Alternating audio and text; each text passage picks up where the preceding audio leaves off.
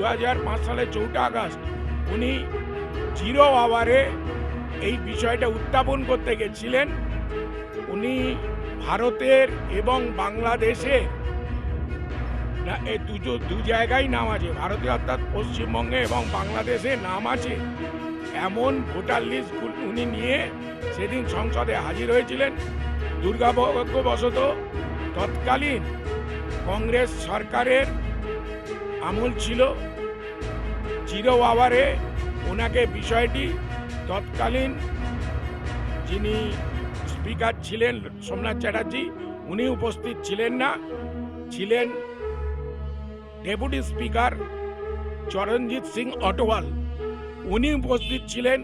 উনি জিরো আওয়ারে ওনাকে বিষয়টা উত্থাপন করতে দেননি।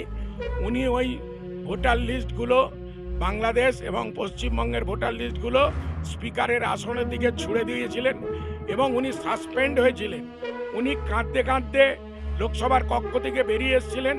সেই সময় আমাদের বিজেপির প্রয়াত নেত্রী সুষমা স্বরাজজি এবং রাজনাথ সিং ওনাকে সান্ত্বনা দিয়েছিলেন, ওনাকে বুঝিয়েছিলেন যে আমরা ক্ষমতায় এসে এই ত্রুটি দূর করব এবং বিদেশি চিহ্নিত করব, অনুপ্রবেশকারী রোধ করব।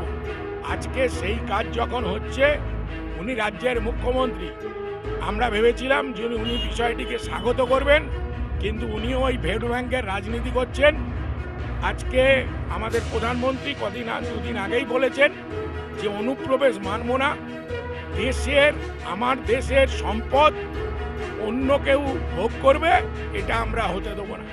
অতএব আমি শুধু বিজেপি একজন কার্যকর্তা হিসাবে নয়, একজন দেশের সাধারণ নাগরিক হিসেবে চাই যে সৎভাবে স্বচ্ছভাবে এই এসআইআর প্রক্রিয়া হোক এবং সব রাজনৈতিক দল এসআইআর প্রক্রিয়াতে অংশগ্রহণ করুন।